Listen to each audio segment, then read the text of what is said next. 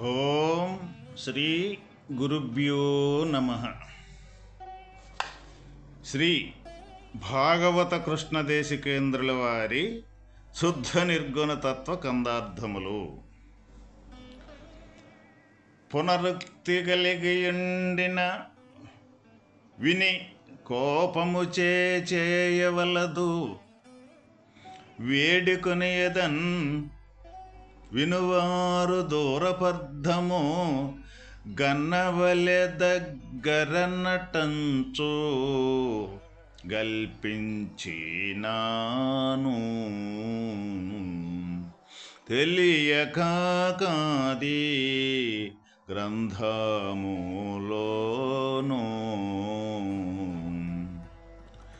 జననీ జనకులు తామా తనయుల పునరుక్తి వినగోరుదురు తప్పం చనకానే నది తెలసి కల్పించినాను.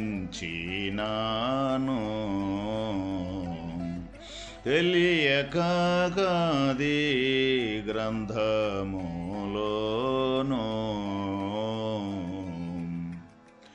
ఈ గ్రంథమునందు అనేక పర్యాయములు చెప్పిన పదములే తిరిగి చెప్పబడినదని, నా మీద కోపపడవద్దని వేడుకొనుచున్నాను. ఎందుకనగా వినువారు అగోచరముగా ఉన్న అర్థములను దగ్గరగా సులభముగా తెలియుటకు వ్రాసితిని. ఇట్లు వ్రాయుట తప్పని తెలిసియే వ్రాసినాను.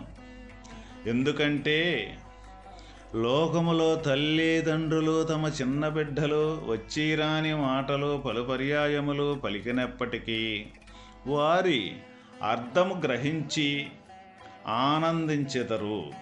అలాగుననే ఈ గ్రంథమును జిజ్ఞాసువులు సులభముగా గ్రహించుట కొరకే అట్లు కల్పించినాను, కానీ తెలియక కల్పించలేదు.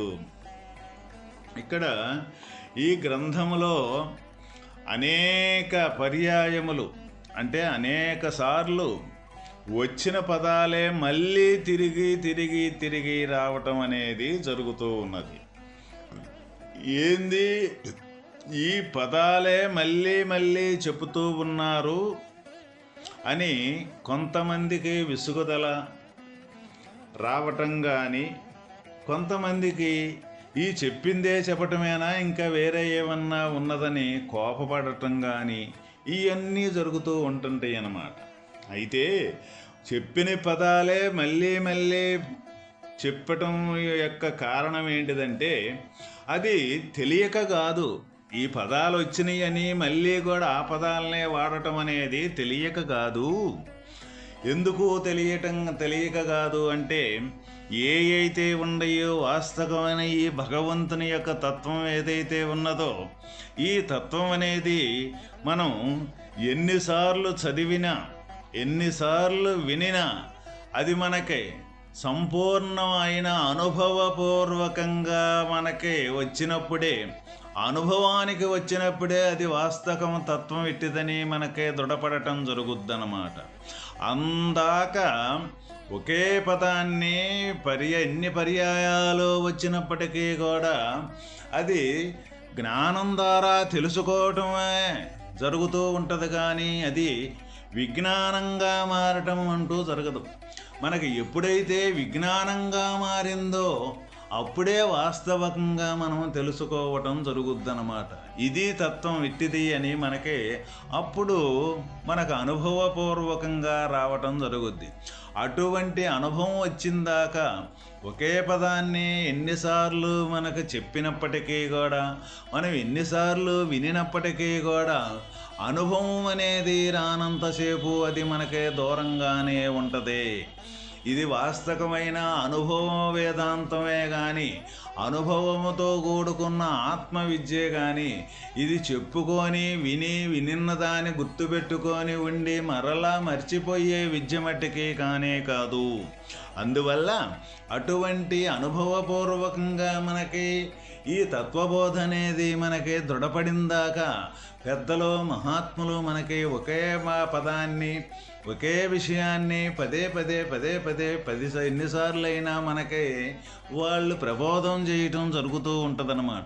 అది ఎన్నిసార్లు ప్రబోధం చేసినా మనకి వింటామో విన్నదాన్ని మర్చిపోవటం జరుగుతుంది. విన్నపాన్ని మళ్ళీ మనం విచారణ చేయటం జరుగుతూ ఉంటుంది. విచారణ చేసినప్పటికీ కూడా మన అనుభవంలోకి రావటం మట్టుకి చాలా కష్టంగా ఉంటుంది.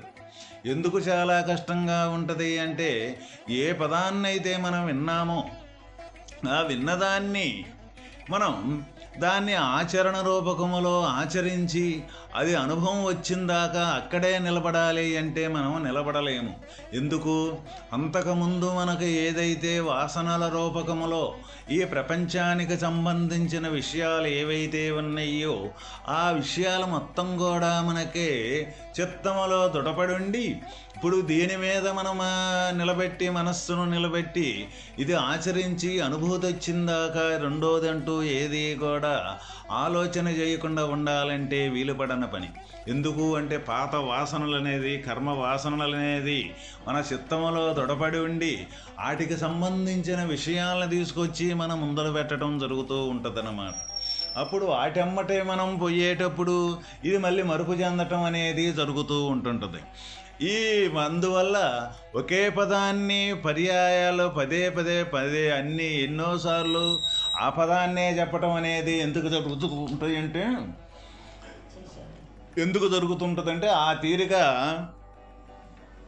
ఈ మరిచేపోయి మళ్ళీ తర్వాత వేరే యొక్క పదాలని మన ప్రపంచానికి సంబంధించిన భావనలు ఏవైతే ఉన్నాయో ఆ భావనలు మనకు రావటం ఏదైతే ఉన్నదో అది తొలగిపోయేదానికి సంబంధించే ఇన్ని పర్యాయాలు చెప్పడం జరుగుతుందన్నమాట.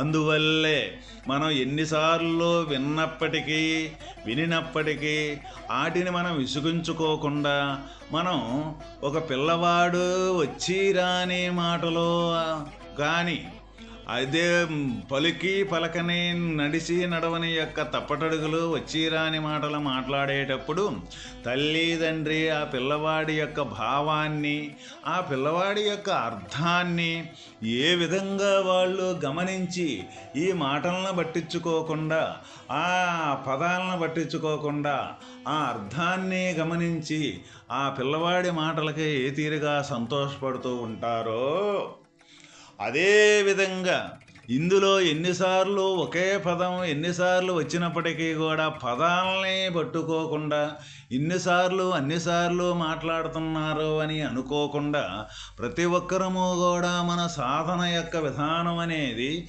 మనం ఆ చెప్పే యొక్క విషయంలో మనం ఎంత దూరం ప్రయాణం చేశాము ఇంకా ఎంత దూరం ప్రయాణం చెయ్యాలి అని మనం ప్రయాణం చేసింది ఖచ్చితమైన సవ్యమైన మార్గంలోనే మనం ప్రయాణం చేస్తూ ఉన్నామా అపమార్గంలో ప్రయాణం చేస్తూ ఉన్నామా అని మనకే విచారించుకొని ఎవరికి వాళ్ళమే విచారించుకొని అపమార్గంలో ప్రయాణం చేసినట్లయితే సవ్యమైన మార్గంలో మళ్ళీ ఈ ప్రబోధం ద్వారా ఈ శుద్ధ నిర్గుణ తత్వ కందార్థాల ద్వారా ఇందులో వాస్తవమైన ఎరుకంటే ఏంటిది పరిపూర్ణమంటే ఏమిటి ఈ ఎరుకకు సంబంధించిన లక్షణాలంటే ఏమిటి పరిపూర్ణం యొక్క స్థితి ఎటువంటిది ఏది వదిలితే మనం పరిపూర్ణ స్థితిని పొందగలుగుతాము అని వీటిని గురించి కూలంకుషంగా మనకి ఈ శుద్ధ నిర్గుణ తత్వాల్లో మనకు వివరించడం అనేది జరిగిందనమాట. అందువల్ల మనం ఆ శుద్ధ నిర్గుణ తత్వాల యొక్క అర్థాన్ని వాగుగా గమనించి ఆ ముందుకు పోయి వాస్తవమైన పరిపూర్ణ స్థితిని పొందేదానికి ప్రతి ఒక్కరము కూడా అర్హులే. ఇక్కడ ఎవరో కూడా దేనికి జాతి మత కుల భేదం అంటూ లేనే లేదు. ఎందుకంటే మానవుడై పుట్టినాక వాస్తవమైన భగవత్తత్వాన్ని దర్శించేదానికి భగవత్తత్వంలో విలీనమైపోయేదానికి సంబంధించిన జ్ఞానం అనేది ఈ మానవుని యొక్క ఉపాధికే ఉన్నది కాబట్టి అందువల్ల ఈ ఉపాధి ధరించిన ఎవరైనా సరే కులమతాలతోటి వ్యత్యాసము అంటూ లేకుండా ఎవరైనా సరే జన్మించారు కాబట్టి ఈ జనన మరణం అనే చక్రములో తిరుగాడే యొక్క లక్షణాన్ని ఈ జనన మరణల చక్రం అనే రోగం ఏదైతే ఉందో ఈ రోగాన్ని తొలగించుకునేదానికి తప్పనిసరిగా వాస్తవమైన పరిపూర్ణ స్థితిని పొందటం ప్రతి ఒక్క మానవుడి యొక్క కర్తవ్యము. అందువల్ల ఆ విధంగా మనం అటువంటి స్థితి కోసం మనం ఎదురు చూసి ఇందులో వచ్చిన పదాలు అయితే ఉన్నాయో పదాలను పట్టించుకోకుండా ఆ పదాల వెనకాల ఉండ ఏ గూఢార్థం అయితే ఉన్నదో అటువంటి అర్థాన్ని మనం స్మరించుకుంటూ అటువంటి అర్థాన్ని చూసుకుంటూ మన మీద పోల్చుకుంటూ విషయాన్ని మనం ఏ విధంగా మనం ఎక్కడున్నాము ఆ ఒక ఉండకాడి నుంచి ఏ విధంగా మనం ముందుకెళ్ళి వాస్తవమైన పరిపూర్ణతత్వాన్ని మనం పొందగలుగుతాము అని ఆ విధంగా తత్వం కోసం ఎదురు చూసి ఆ పరిపూర్ణాన్ని చేరేదానికి సంబంధించిన మన ఊహ మన ఆలోచన మన దృష్టి అనేది పెంపొందించుకోవటమే మన బాధ్యత మన కర్తవ్యము.